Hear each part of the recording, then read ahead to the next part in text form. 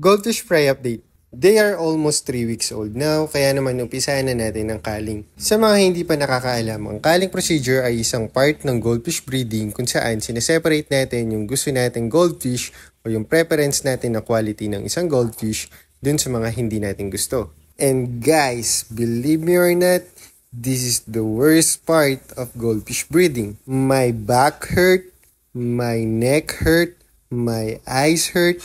100% this is the hardest part of goldfish breeding. And bakit nga ba siya importante? One of the reason is para mabawasan yung pinapakain natin na fry. And also, hindi sila magiging congested sa kanilang container. In that way, magiging madali yung pag-maintain sa ating pan. And para maging maganda rin yung mga binibenta ko. By the way, itong patapos na natin i-cull ngayon is only first batch and we still have so much to cull. And based on my estimation, I think I have 2,000 to 2,500 pieces of Rancho Fry. And iisa-isahin natin sila para masort talaga natin ng maayos. Kaya naman guys, appreciate if you have a really nice goldfish.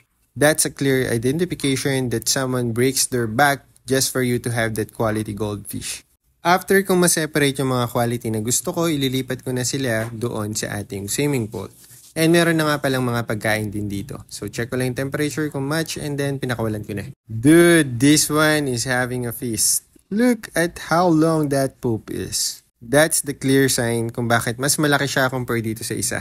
Kasi sobrang lakas siya kumain. Ginabi na tayo but still hindi pa rin ako tapos mag-cull. We still have few in here and yung mga cull ay nandito sa ating blue container. And nga pala hindi ko pala sila ibibenta kasi hiningi sila sa atin ng supplier natin ng Tubipex. At ito na yung natira after culling. I think still have 1,000 pieces of French goldfish fry. And I think our next culling will be after 2 weeks or 3 weeks. Ang focus naman nun is yung curve nila. And also gusto ko rin kayo inform na may parating tayo na 20 Rancho from Thailand. We have a red and white. We have a Sakura, we have a full red, we have a black and red, we have a lot of option na pwede nyo pagpilian. So message me directly if interested ka in one of them.